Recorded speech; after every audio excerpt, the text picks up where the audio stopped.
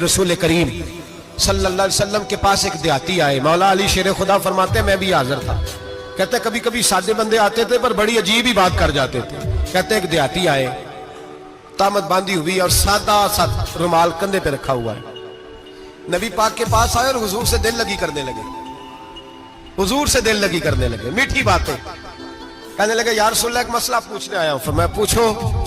عرض کرتے ہیں حضور قیامت میں حساب کون لے گا؟ قیامت میں اب کس کو نہیں پتا کون حساب لے گا, دل لگی کی بات ہے, کون لے گا؟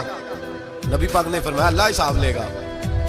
تو کہتے ہیں اس نے نا اور جملہ کہا تو ہم اس کی بات پہ حیران ہو گئے. کہنے لگے یا رسول اللہ واقعی اللہ حساب لے گا؟